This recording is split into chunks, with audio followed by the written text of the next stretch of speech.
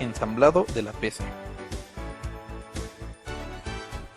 Antes de comenzar, y como precaución muy recomendable, consiga una pulsera antiestática, colóquela en su muñeca y conecte el cable hacia el chasis del gabinete. Así evitaremos dañar los delicados componentes de nuestra computadora con descargas electrostáticas. Ahora, lo primero que debemos hacer es extraer la tarjeta madre de su protección antiestática y colocarla sobre la mesa, para conectar en ella el microprocesador y la memoria. Retire el microprocesador de su protección antiestática y, tomándolo únicamente por los bordes, llévelo hasta la tarjeta madre.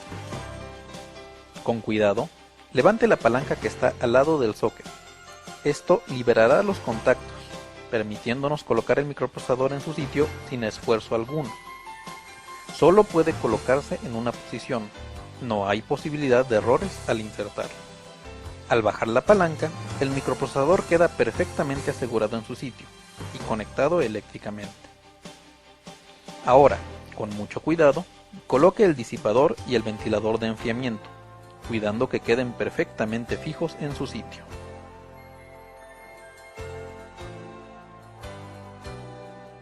No olvide conectar el cable del ventilador en uno de los conectores especiales que incluye la tarjeta madre.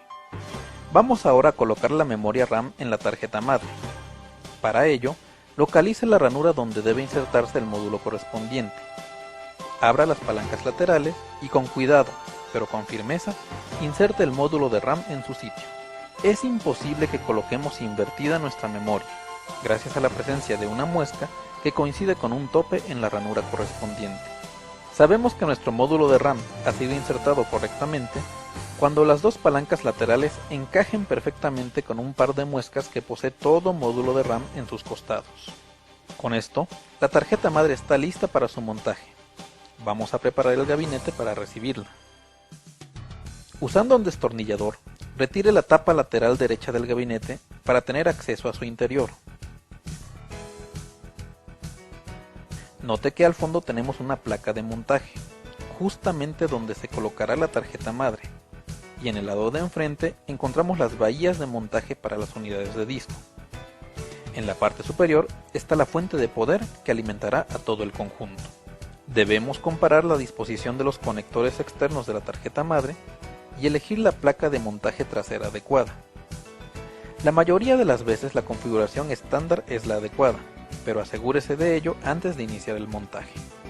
Coloque la tarjeta madre momentáneamente en su sitio dentro del gabinete y fíjese en dónde debe colocar los postes y los separadores de montaje.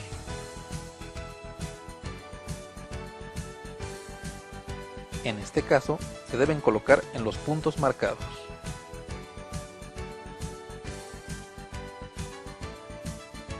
Ya localizados los puntos anteriores, coloquemos los postes metálicos de montaje, que es donde se atornillará la tarjeta madre para fijarla en su posición. También instalemos los separadores que mantendrán a la placa base separada de la placa de montaje.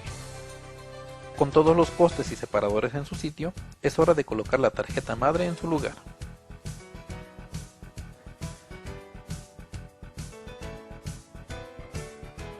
Hay que fijarla perfectamente con al menos 2 tornillos, para evitar que se mueva y pueda provocar falsos contactos con alguno de sus elementos. Conectemos el cable que viene desde la fuente de alimentación a la tarjeta madre. El conector posee muescas que impiden colocarlo de forma incorrecta. Tenemos los cables que vienen del panel frontal, que son el correspondiente al interruptor de encendido, el de reinicio, el LED de disco duro, el cable para el altavoz interno y los cables para los puertos USB frontales.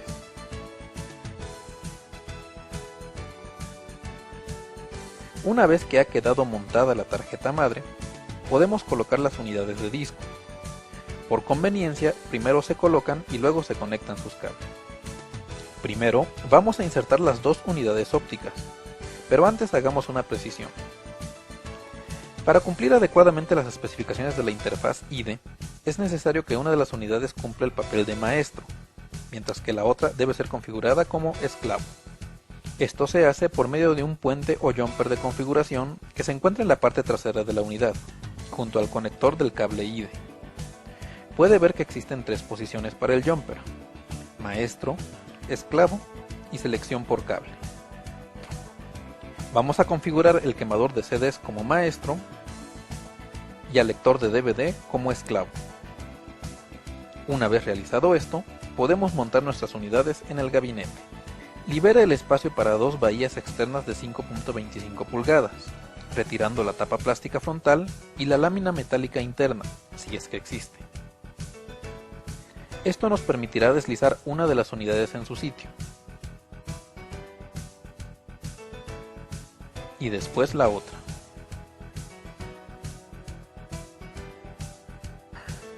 Por supuesto que hay que asegurarlos con por lo menos 2 tornillos, para que permanezcan fijas al gabinete.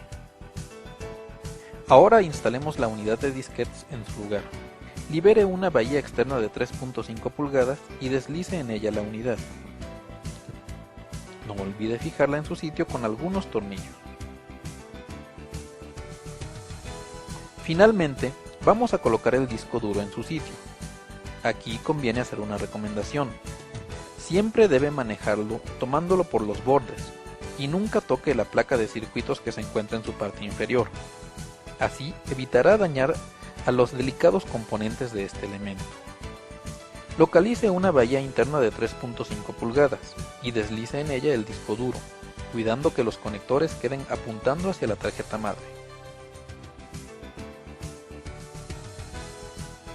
Asegure la unidad con algunos tornillos. Una vez que hemos colocado todas las unidades de disco, vamos a conectarlas eléctricamente. Lo primero que debemos colocar es el cable de audio, el cual irá desde el lector de DVD hasta la tarjeta madre. Para el intercambio de datos, vamos a utilizar los cables que vienen junto a la tarjeta madre.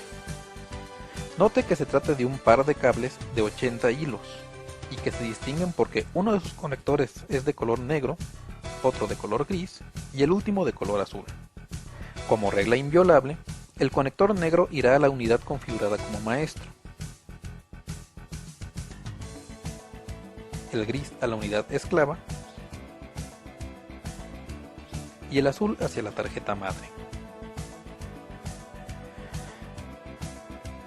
Entonces, de acuerdo a cómo habíamos configurado nuestras unidades ópticas, el conector negro se colocará en el quemador de CDs y el gris en el lector de DVD y el azul en el puerto ID2 de la tarjeta madre, ya que el ID1 está reservado para el disco duro. Vamos a colocar el cable de la unidad de disquetes. Coloque el extremo que presenta los cables torcidos en la unidad de disco y el otro extremo en el conector correspondiente de la tarjeta madre. Ahora conectemos el disco duro. Para ello, usando el segundo cable IDE, llevamos el conector negro hasta la unidad de disco y el conector azul hacia la tarjeta madre.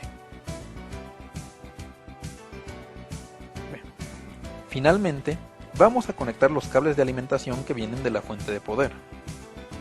Los conectores poseen unas muescas que impiden su colocación incorrecta, así que este proceso es relativamente sencillo. Ya solo nos resta colocar el módem interno.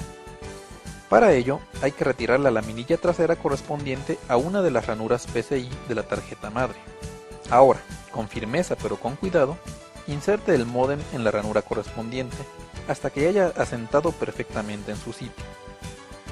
Y no olvide colocar su tornillo de montaje, para que no se afloje con el tiempo.